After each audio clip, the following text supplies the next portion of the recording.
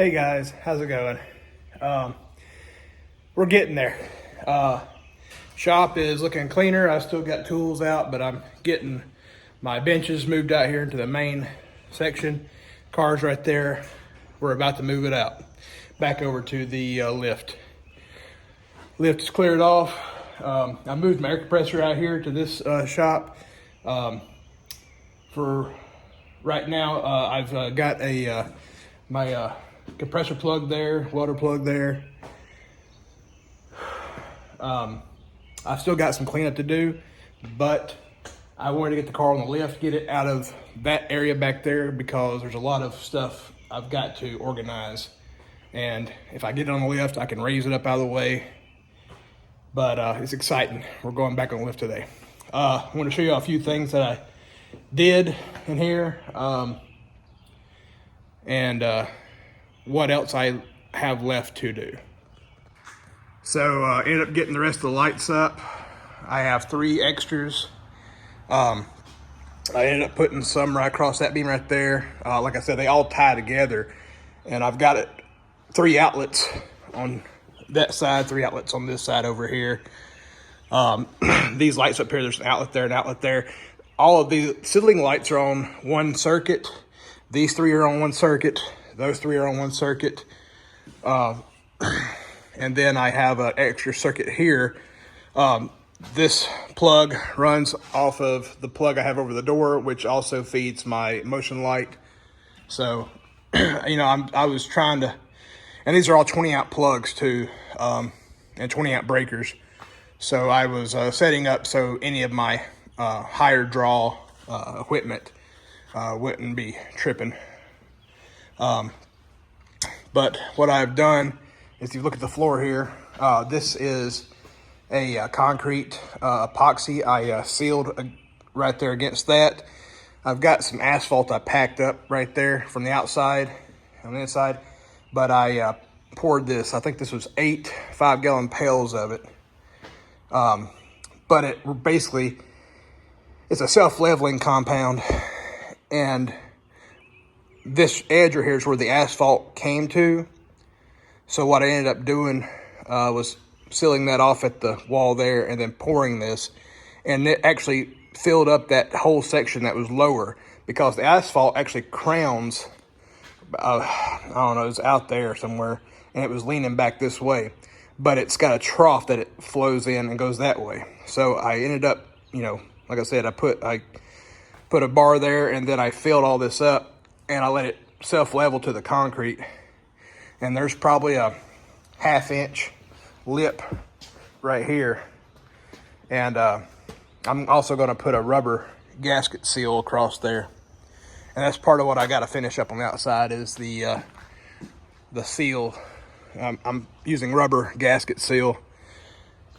The other thing I did was I had already had this cut out like 5 years ago, but it had just filled back up. And so I'm laying asphalt down through that. And because this is where a lot of the water sits at, I'll get it to drain right out. But anyways, we're gonna go ahead and get the car moved over here so we can continue on getting things organized. We're getting close, you know. We're getting there.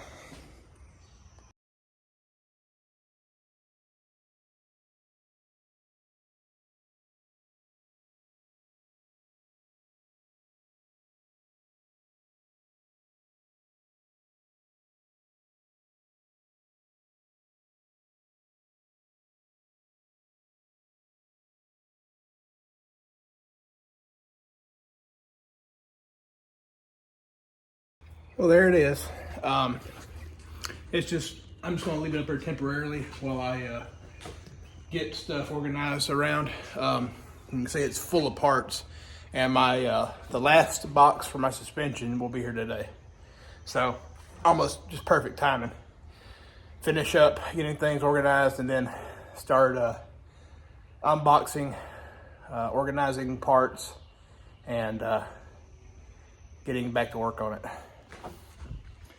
But I've got to go through and get all the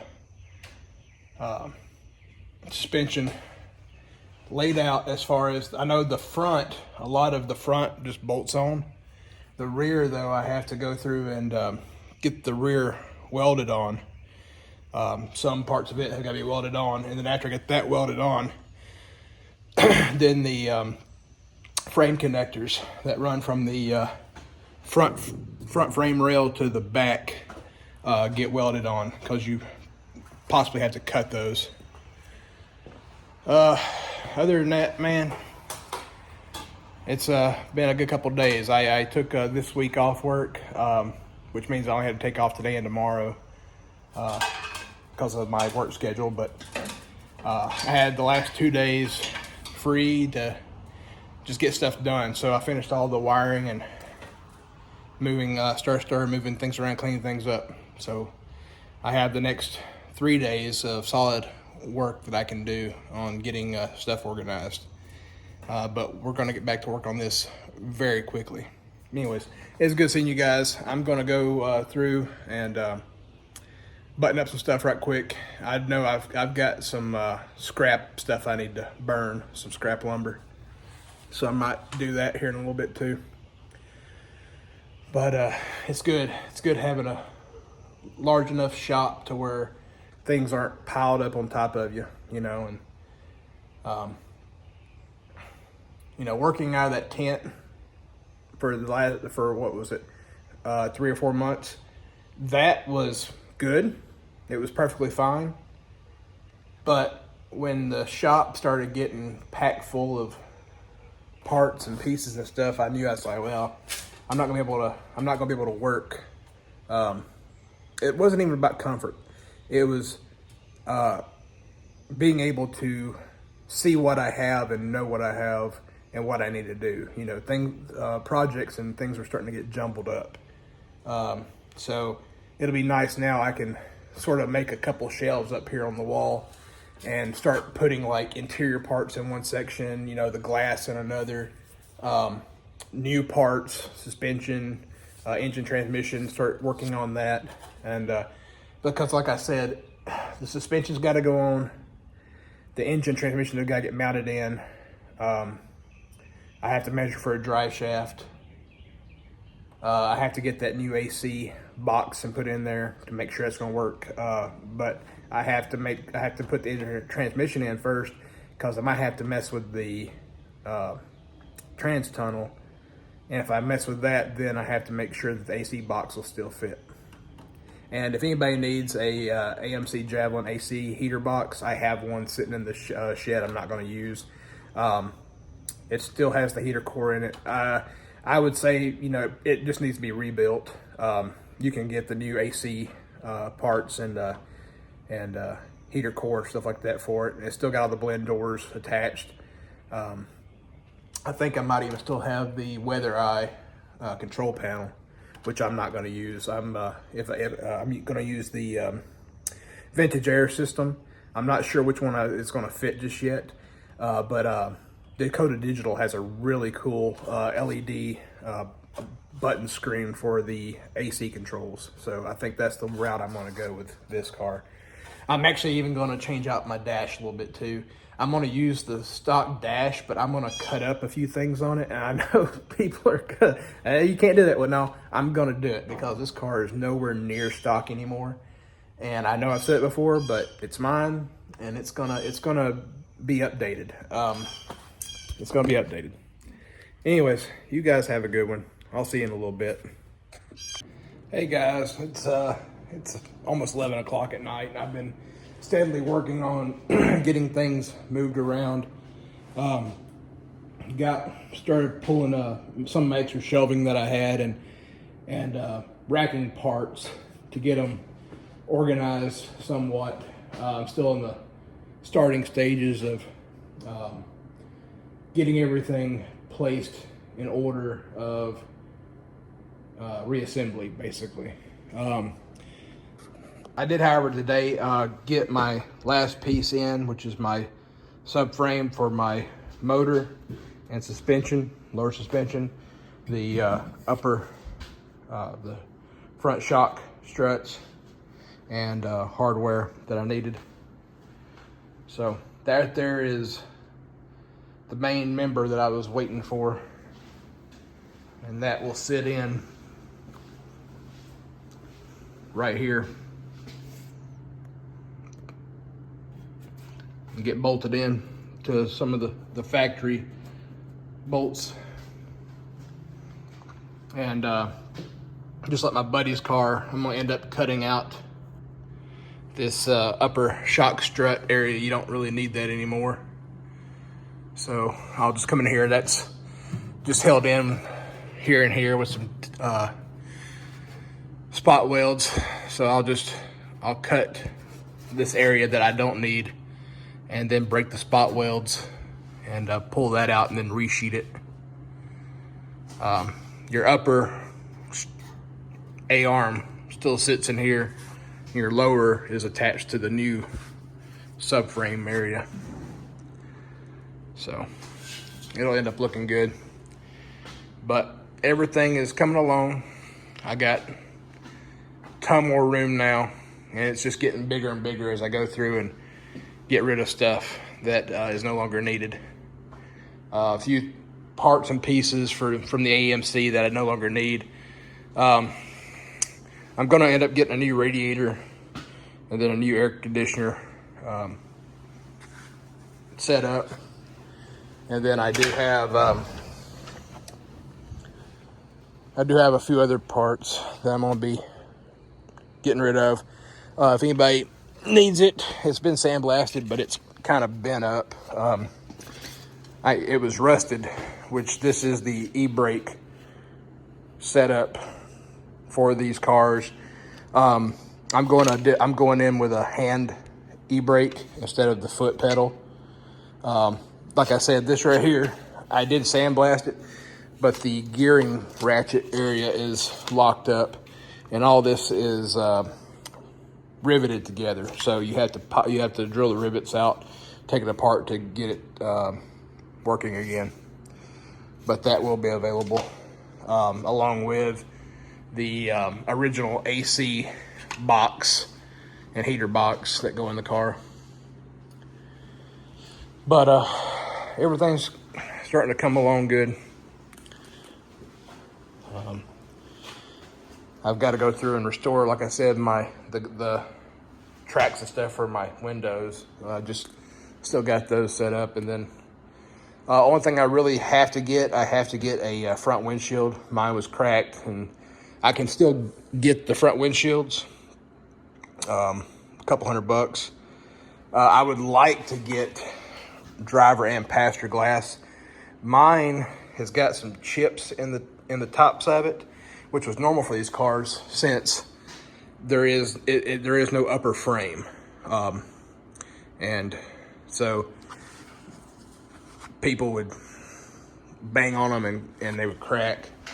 I have seen people take and just put tape on this right here and then fill that with epoxy, clear epoxy, and then smooth it back out, and it helps. This one right here is a lot worse. This one's actually got a good bit missing out of that top corner, but nothing to where it's completely gouged out. So other parts that I'm probably going to get rid of that I don't need: the hood hinges, springs. I do not, these are those trunk to bumper mounts, since I do have the new ones. Like I said, these were new old stock that somebody had. These are here. I found these. They're a little bit rougher shape, and you can tell they were in a car where the trunk had a good bit of rust in it. This upper section was where the bumper was at. That there's where the trunk floor is at. You can see how pitted it is. It just needs to be. I mean, if you're gonna put carpet in the trunk and not see that, that's yours. If you want to make them look good, you Bondo it and finish them out. Upper spring shock mounts, which I will no longer need. And then these are the brackets for the strut rods. And if you had If you had a manual cart, it was also a bracket.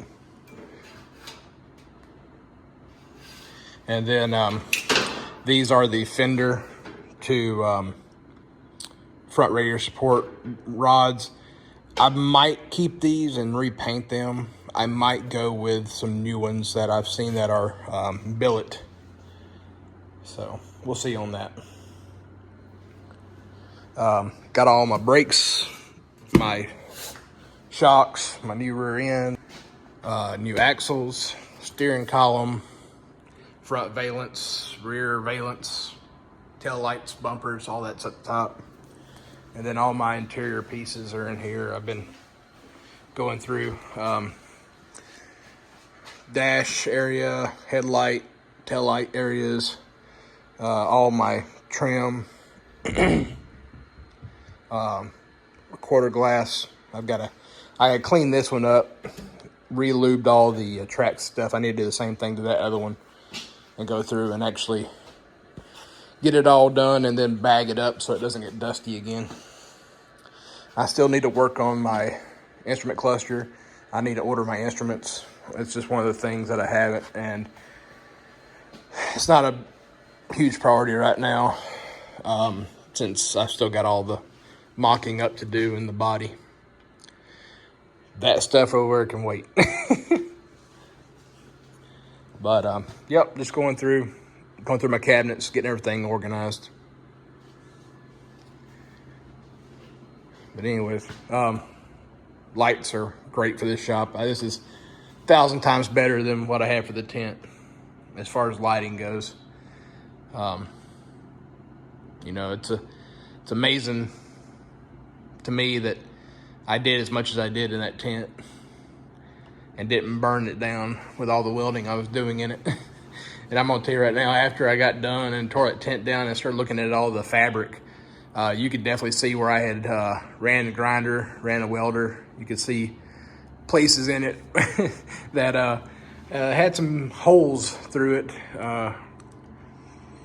And there again, also amazed that that thing stood for the 4 months that I had it out here with any storms and stuff that were going on. But everything's looking good. We're gonna get back to work real soon on this. I gotta go through and do a bunch of grinding and face welds. Get the welds fully penetrated and make it all look nice. Places like this is here, these 3 holes, this is where some chrome trim is at. I'm probably gonna fill those in, not worry about it. There's still some seam sealer in these areas here I've got to get rid of. But the chrome trim that goes along the back here, I'm probably gonna get rid of it because the rear spoiler sits on the trunk lid and it actually mates right up against this, and with that chrome trim sticking out here, it actually was pushing it away from the car. So I sort of want to get rid of that trim. A lot of the trim on this car, like there's a trim that follows the wheel well on front and rear. I'm not going to go back with that. I'm just going to get some rubber trim and trim the insides areas to sort of finish it out. Get in here. I gotta get back in here with some body filler and get all this back right. But definitely gonna sort of trim that out. And I've got some, places out there. There's a hole. There's plenty of holes in this car that gotta get filled. There's a rear marker light, and then there is a emblem. Those 3. But everything's looking good, and I said I was gonna do electric windows, power door locks and stuff on this car. I still am. And this hole right here, it's a pop-out hole, almost like an electrical box. And it comes through from the inside, and that's probably where I'll go into my door at, is pop a hole right here on this side of the door and get one of those rubber boots that goes from here to the door, and then I can run my wires from there in. It's right below the bottom hinge, and it'll be out of the way. Another thing, which I'll have to go get them. So, let me get a light. So, as you can see, this right here is the inner fender. This is the inner side of the fender. That up there is that inner fender, and there's that gasketed area that goes with that. This is that water box that your water would come down through your cowls and drain at the bottom. But this whole area right here, as you can see, is open to the elements and fenders. The fender is open to it then, and pretty much this whole area is open to water coming back. So what AMC had was these inner fender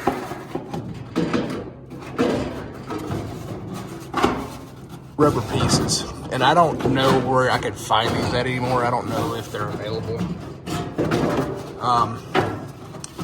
But they just go in up here, and they get screwed into that water box, and all it does is act like sort of like a gasket between the fender and here, and keep some of the water wash out, keep the main spray out. I would like to do something different, and the only thing I can think of, and I would like to cover this area here too. But what I'm thinking is actually, after I get all this finished up and coated, or finished up, ground, fixed, I'm gonna coat it heavily with some epoxy primer, then some POR 15 or something over top of that. Something to keep the water from really intruding on this area anymore. And then what I might try to do for this whole inner fender area is make some type of inner fender skirt.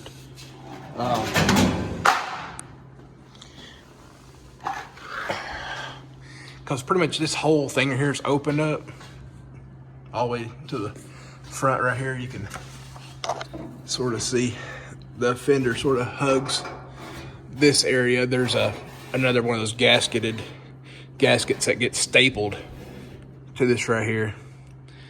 But I would like to keep most of this upper area from getting wet.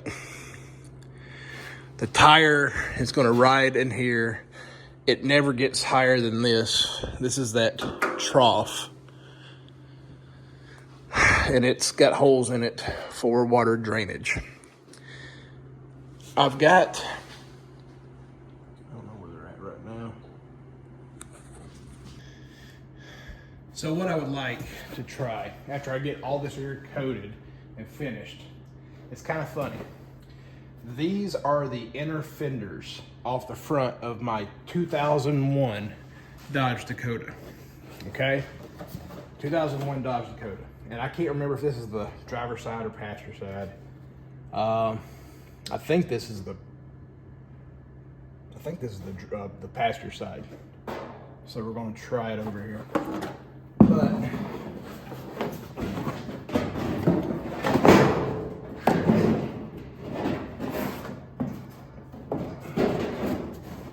with a little bit of trimming on the front, to be honest, that seals up a lot of this. I know it's not perfect over here on this side, but that's easily fixed with a piece that just runs from here down to the lip, and you just screw it to it. But, you know, trim the front side to where it comes down just below where the valence would attach at. And I mean, that's pretty dang close, guys. That's pretty neat in my opinion. I don't know if this is what I'll use, but as a reference